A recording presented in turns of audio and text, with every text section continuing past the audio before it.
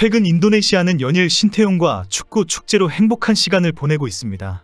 인도네시아 국민들은 지금은 축구 이야기만 나오면 웃음이 절로 나오는 상황입니다. 조코위도도 대통령부터 장관들과 기업체 회장들이 나서서 신태용을 언급하면서 숟가락을 얹고 있는 분위기입니다. 이미 재계약은 확정이 되었고 신태용에 대한 칭송과 감사는 쏟아지고 있습니다. 이미 명예시민 칭호를 부여하는 것이 추진되고 있습니다.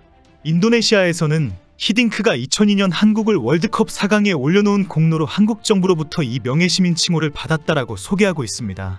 언론에서는 신태용에 대한 감사를 위해 정부와 경제계가 적극 나서야 한다는 지적도 계속 나오고 있습니다.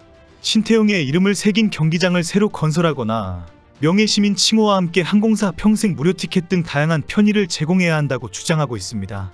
인도네시아는 신태용에게 뜨거운 감사의 마음을 전하는 움직임이 일어나야 한다는 매체도 있습니다. 인도네시아 국민들도 신태용을 새로운 역사를 만든 인물로 소개했습니다. 신 감독은 우리가 몇 년 동안 기다려온 최고의 감독이라며 신 감독에게 모든 공이 있다, 고맙다는 글을 올렸습니다. 심지어는 신 감독이 인도네시아 전통복을 입은 합성 사진과 함께 신 감독을 다음 대통령으로 뽑아야 한다는 글까지 올라왔습니다. 인도네시아인들은 이제 결승전에 올라가서 일본을 상대로 승리하는 것까지 기대하고 있습니다. 박항서의 베트남이 동남아시아 대회에서 트로피를 들어올린 것보다 더 큰 위대한 업적을 남겨주기를 두 손 모아 빌고 있습니다. 이제 인도네시아 축구에는 열등감이 없다. 아시안컵 트로피는 박항서의 AFF 트로피보다 2배의 가치가 있다라는 글이 올라오는 이유입니다. 최근 일부 인도네시아 팬들은 그동안 신태용 감독에게 험한 말과 비난을 한 것을 사과하고 있습니다. 어린 선수들과 고생해서 인도네시아 축구를 세우면서 몇 경기 패배를 했는데 깊은 뜻을 몰라보고 거친 비난을 했다는 것입니다. 이제 와서 승리하는 성과를 보여주니 우르르 몰려와서 역시 신태용이다라고 칭찬하는 것에 대해 사과부터 먼저 한다라는 반응이 올라온 것입니다. 오늘 밤 11시에 신태용 감독이 이끄는 인도네시아 U23 축구대표팀은 우즈베키스탄과 2024 아시아축구연맹 U23 아시안컵 준결승전을 치릅니다. 인도네시아가 우즈베키스탄을 꺾으면 바로 파리올림픽 본선 진출이 확정됩니다. 지더라도 아프리카 기니와의 단판 승부에서 이기면 올림픽 본선행 티켓을 받게 됩니다. 인도네시아 남자 축구가 마지막으로 올림픽 본선에서 경쟁한 건 무려 68년 전입니다.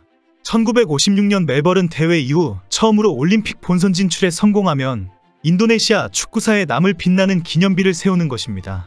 경기를 앞두고 진행된 기자회견에서 신태용 감독은 죽음의 조인 A조에서 2승 1패로 살아남으면서 자신감이 붙었다. 이어 한국과의 8강전은 힘들었지만 승부차기 끝에 승리하며 선수들이 자신감이 생겼다면서 우즈베키스탄은 상당히 좋은 팀이지만 인도네시아도 잘 만들어진 만큼 멋진 경기를 하고 싶다고 말했습니다. 신태용은 개인적으로 우즈베키스탄에 패배를 한 적이 없다는 발언을 했습니다. 언론에서는 신태용은 우즈베키스탄을 상대로 1승 2무를 기록했다라고 소개했습니다. 우즈베키스탄도 승리를 장담하고 있습니다. 우즈베키스탄은 오늘 경기는 가볍게 축구를 가르치는 시간이다. 인도네시아에게 우아하게 패하는 기술을 가르쳐주면 된다라는 반응이 올라오고 있습니다. 우즈베키스탄 축구협회가 어벤져스를 패러디해서 올린 포스터는 SNS에서 베트남인들의 비난이 댓글로 올라왔습니다.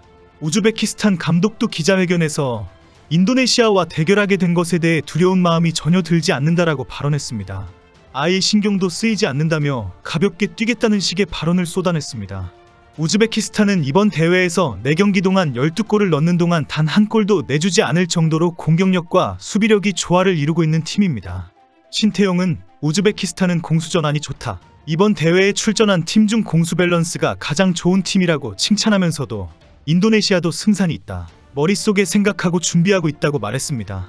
그러면서 인도네시아가 이제는 올림픽에 한번 출전할 때가 됐다. 반드시 파리 올림픽에 오르도록 하겠다. 선수들과 즐기면서 파리행을 이뤄낼 계획이라고 다짐했습니다. 우즈베키스탄의 경기력이 워낙 뛰어나기 때문에 결코 쉽지 않을 것으로 전망하고 있습니다. 그러나 패배를 하더라도 아프리카 기니와 다시 한번 더 기회가 주어지기 때문에 파리올림픽 진출 가능성은 살아있습니다. 아프리카 지역 예선 4위 팀인 기니는 A대표팀의 피파 랭킹이 81로 인도네시아보다 앞서 있습니다. 그러나 U23 대표팀의 기량은 인도네시아도 결코 만만하지 않습니다. 이미 신태용은 인도네시아의 영웅이 되었습니다. 한국과 8강전을 앞두고 에릭 토이르 인도네시아 축구협회장은 2027년까지 계약 연장에 합의했다고 발표했습니다. 토이르는 자신의 SNS에 한국 식당에서 신태용 감독과 악수하는 사진을 게시하며 한국 음식을 함께 즐긴 뒤 우리는 2027년까지의 인도네시아 대표팀 프로그램을 논의했고 신태용 감독과 계속 함께 일하기로 했다는 멘트를 덧붙여 놓았습니다. 준결승에 오른 것만으로 인도네시아의 영웅이 되었기 때문에 더 많은 지원과 지지를 받게 될 것입니다. 한국인 감독이 동남아시아 축구를 새롭게 변화시키는 것은 박항서의 베트남 이후 김판곤의 말레이시아에 이어 신태용의 인도네시아로 역사를 만들어가고 있습니다. 이런 상황에 오늘 베트남의 새로운 대표팀 감독으로 한국인이 내정되었다는 소식이 전해졌습니다. 오늘 베트남에서는 차기 국가대표팀 감독으로 한국의 김상식 감독으로 결정되었다는 뉴스가 올라왔습니다. 최근 베트남 축구협회가 차기 감독에 대한 새로운 기준을 발표할 때부터 예견된 일이었습니다. 지난 4일 협회는 동남아시아 축구에 대한 경험과 깊은 이해를 가져야 한다. 무조건 젊어야 하고 오랫동안 실직 상태에 있는 인물은 배제한다라는 기준을 제시했습니다. 김상식 감독은 현역 시절 성남 1화와 전북현대에서 미드필더와 센터백으로 맹활약을 했습니다.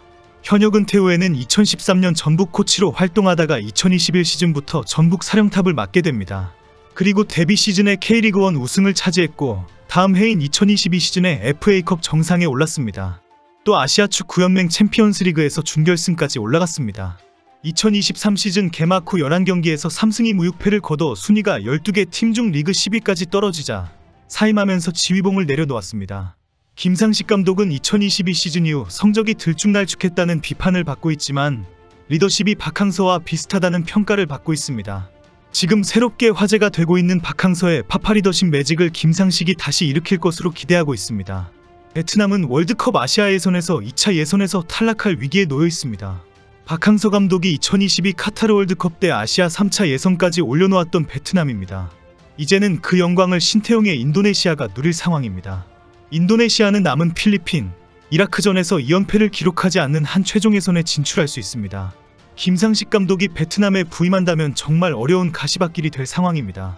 박항서로 부흥시켜 놓은 베트남 축구를 트루시에게 맡겨서 완전 폭망시킨 베트남입니다. 이제 다시 한국 지도자에게 지휘봉을 맡겨서 부흥을 기대하고 있습니다. 현재 베트남은 노동절인 다음 달 1일까지 이어지는 연휴 기간으로 연휴가 끝나면 베트남 축구협회가 공식 발표를 내놓을 것으로 전해졌습니다. 계약 기간은 2년으로 2026년 3월까지라고 알려졌으며 김상식 감독은 이번 주말 베트남으로 출국할 예정이라고 합니다. 한국인들의 열정과 도전 그리고 창의적인 리더십으로 역사를 세워가고 있는 한국인 감독들이 존경스럽습니다. 오늘 밤 11시 신태용의 인도네시아가 우즈베키스탄을 꺾는 역사도 기대해봅니다.